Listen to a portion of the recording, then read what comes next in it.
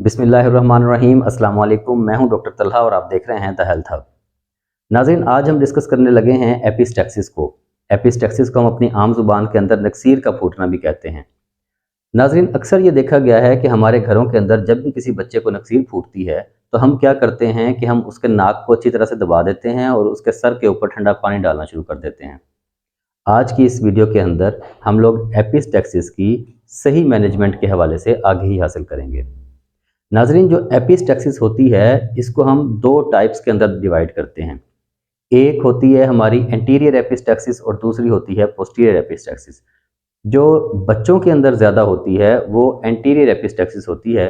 इसमें ये होता है कि नाक के अगले हिस्से से खून आ रहा होता है, और जो बुजुर्गों या बड़ी उम्र के लोगों के अंदर होती है वो पोस्टीरियर एपिस्टैक्सिस होती है, और इसमें नाक के पिछले हिस्से से खून आ रहा होता है। नाक का वो वाला हिस्सा जो कि हमारे गले के साथ जाकर अटैच होता है, तकरीबन वहाँ से खून आ रहा होता है।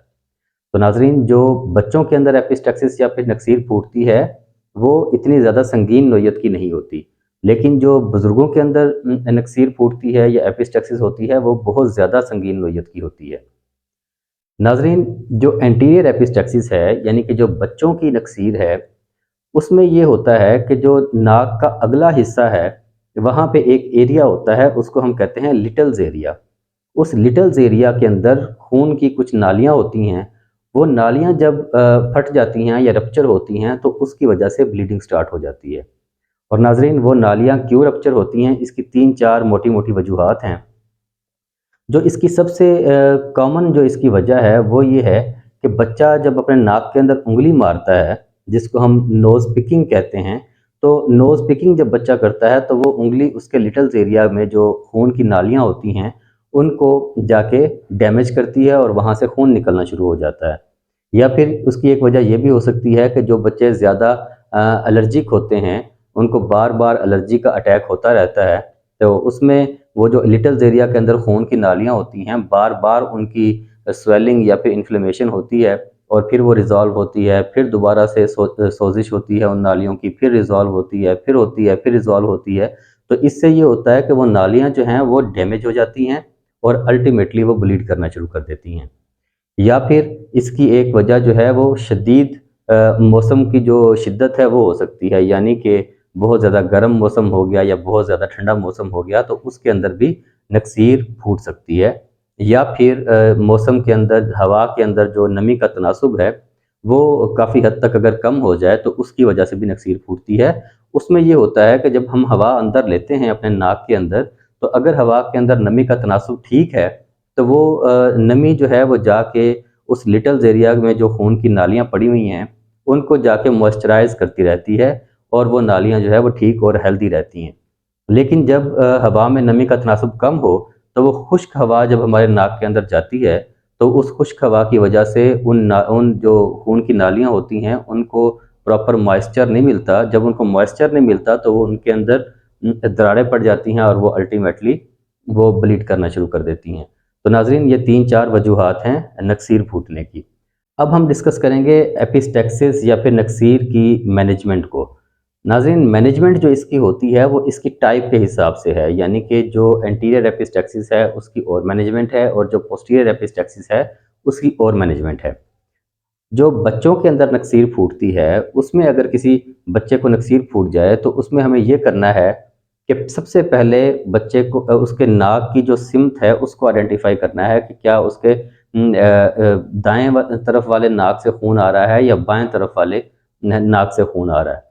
नाजरीन, जिस तरफ से खून आ रहा हो आपने अपना अंगूठा बच्चे के नाक के उस तरफ रखना है और उसको प्रेस कर देना है, और प्रेस करके 5 से 7 मिनट तक आपने उसको दबाई रखना है।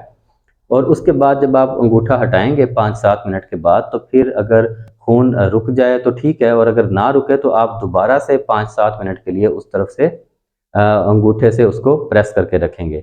और फिर जब अंगूठा हटाएंगे तो फिर खून जब रुक चुका होगा तो आपने ये नहीं करना कि उसको फ़ौरन से कपड़ा लेके उसके जो मुंह के ऊपर या नाक के ऊपर खून लगा हुआ है आपने उसको अच्छी तरह से साफ़ करना शुरू कर देना। ऐसा आपने हरगिज़ नहीं करना।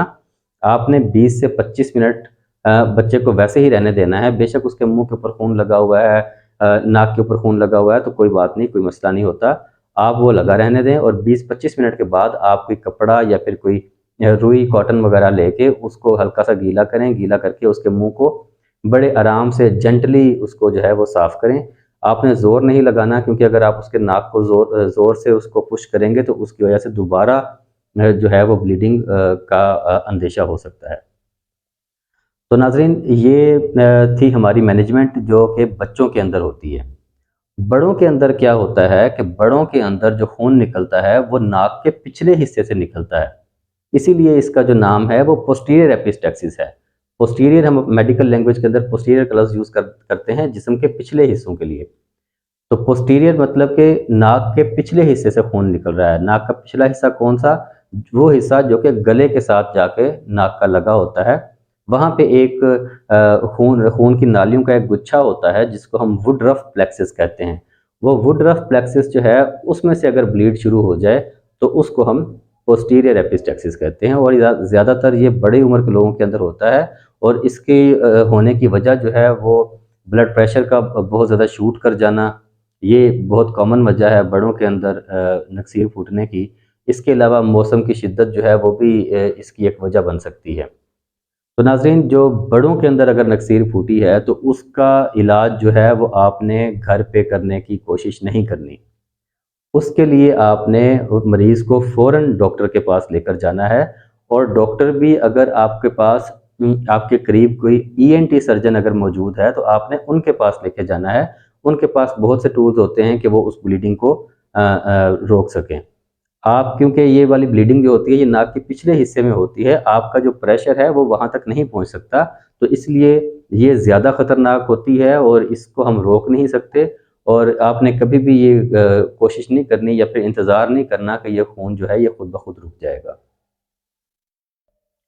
अब हम बात करेंगे कि नक्सीर या फिर एपिस्टैक्सिस से कौन सी ऐसी एहतियाती तदाबीर हैं जिनको हम इख्तियार करें तो ये एपिस्टैक्सिस या फिर नक्सीर जो है इससे हम बच सकते हैं।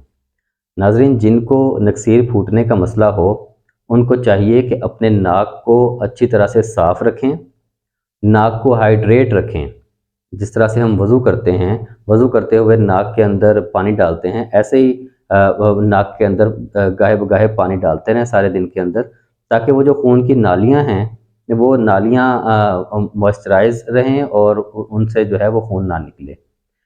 या फिर आप ये भी कर सकते हैं कि घर के अंदर जो तेल पड़े होते हैं, जैसा कि सरसों का तेल हो गया, आप वो नाक के अंदर लगा सकते हैं, या फिर ग्लाइसरीन हो गई ये लगा सकते हैं, वैज़लीन वगैरह भी लगा सकते हैं।